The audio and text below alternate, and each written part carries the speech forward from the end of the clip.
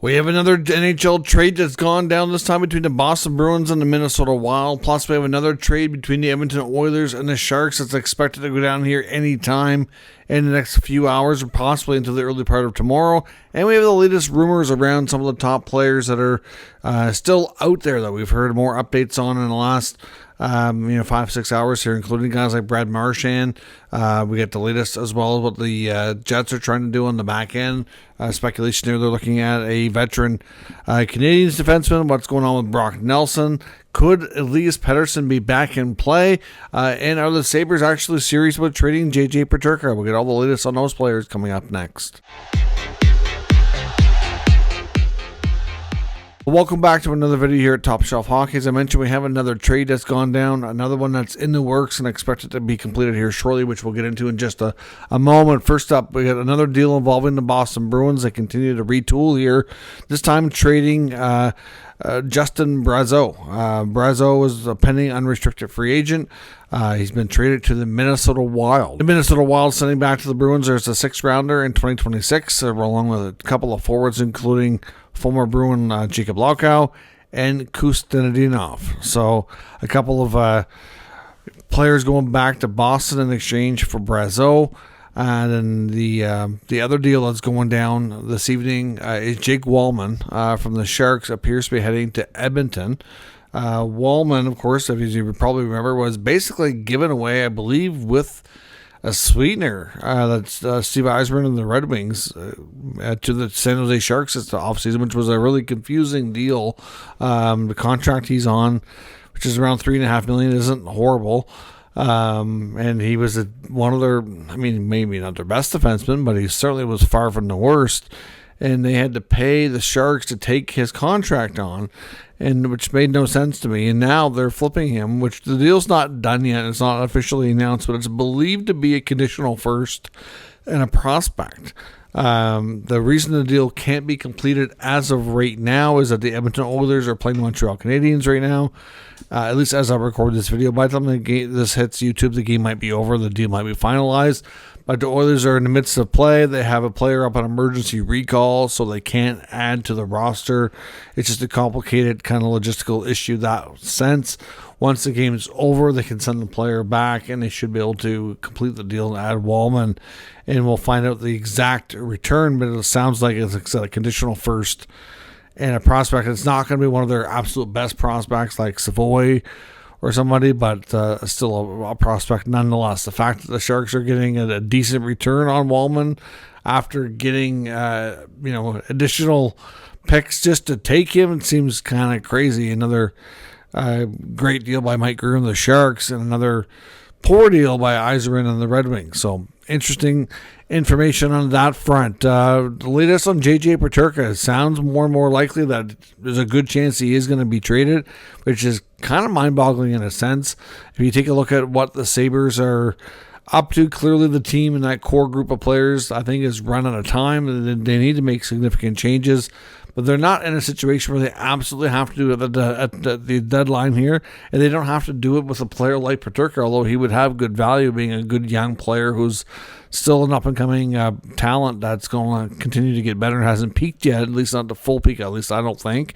A lot of connections, though, with Peterka to the Rangers, at least according to Renaud Lavoie as well as ESPN, but then Rangers reporter Arthur Staple now, his reports say that he has sources saying that the Rangers are not in on Peterka. So it's difficult to say, but there's lots of interest for this player for sure. There's definitely some traction on moving him. What exactly the return would be, we don't know. I would think if the Rangers if the Rangers stuff is true, that it would have to be something significant.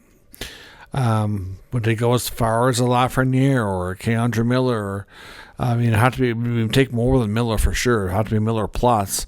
I don't know what to make of that. Like I said, the Sabres would have good value with Peterka, but like I said, conflicting reports on the Rangers out there, but it's sounding more and more likely he's going to get dealt. Can Bruins captain Brad Marchand find himself in a new uniform next time he plays in an NHL game? That's a possibility as well.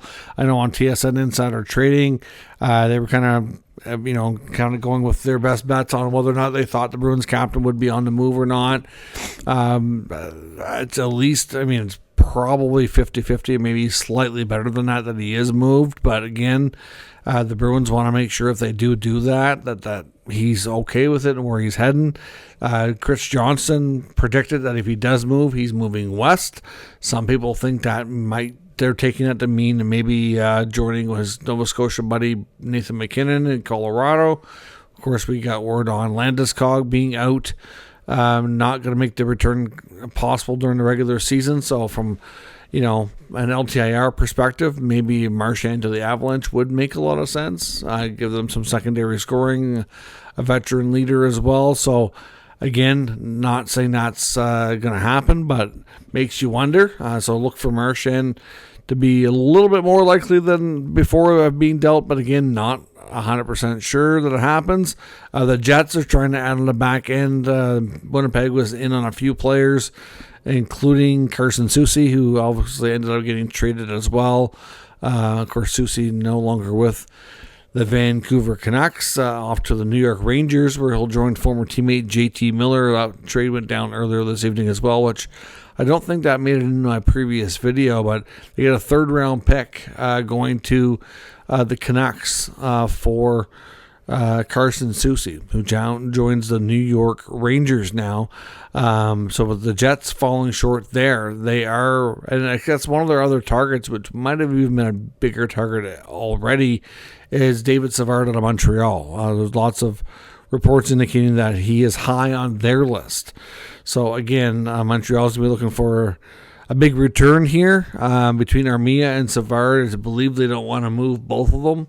If the returns are going to be as good as what some of these other deals have been like, they're likely going to do one, but they don't want to deplete their team too much. They feel like they've played well. They're in the mix. They're outside of the wild card spot right now, but a win tonight, because the game's not over against the Edmonton Oilers. If they can pull off a point or two out of that game, then they're right there. They're within a couple of points of getting back into that spot. So not going to be easy by any means, but it's believed to be that the management there in Montreal want to.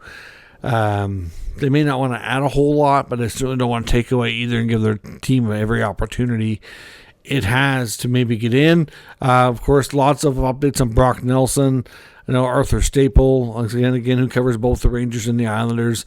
He was reporting earlier that he's pretty certain now that Nelson is going to be traded, but there's still some national reporters that are, 50-50 at best type of deal. Lots of interest, though, for sure. Brock Nelson's out there for about probably 7-8 teams that are inquiring and are fairly serious about making the deal happen. But right now, there was believed to be a 3-year contract extension offered to Nelson, and which we are hearing has been rejected. So we'll have to wait and see where things go. But right now, things are trending towards a trade with Brock. But we'll have to see, like I said, where that goes. Hard to say. In Vancouver as well, there is reports from Cam Robertson who's saying he's hearing that even though that the Canucks were kind of going to wait things out a bit on Elias Pettersson, that they've kind of resumed taking calls, resumed listening to offers. Doesn't sound like they're out there actively shopping him or anything of that nature, but that they're more than willing to at least talk and listen on him for right now. It's not a hard no, which is definitely a change of position here in recent days. Since the Miller trade and things kind of changed a little bit, it was believed that, they were going to kind of ride things out and see where things went at the end of the year. But now we're at a point where he's had a lot more struggles. Clearly more to this than just JT Miller and whatever effect that was having on him. And at this point, they don't want to miss out on a potential opportunity for a massive deal where they could move on from that contract a little sooner and see if there's any way they can make their team better. It's going to be challenging, but certainly, Pettersson's a name that's out there for sure. Going to be tricky, but interesting nonetheless. So we'll see what happens. Lots of names out there, lots of other names as well besides the ones that we've just mentioned here. But those are your latest updates on Nelson, Savard, of course in Vancouver as well. It's not just Pettersson. We talked earlier about Brock Besser getting lots of attention. It sounds more and more likely that Besser won't be re-signing. P.S. Suter's another name to watch as well. To some degree, there could be others, but they're the most likely candidates in Vancouver that very well could be on the move here before tomorrow's deadline. So let me know your thoughts on all of these players. The latest trade involving Minnesota and Boston for Brazeau, Jake Wallman heading to Edmonton, Peterka, Marchand, Savard, Nelson, Besser, Pettersson, and more. All out there getting lots of attention. So let me know your thoughts and we'll talk about it further in the comment section. If you're new to the channel, make sure you subscribe and stick around. We'll keep you up to date with all the news, rumors, and analysis of all 32 NHL teams. Thanks for watching. I'll catch you next time.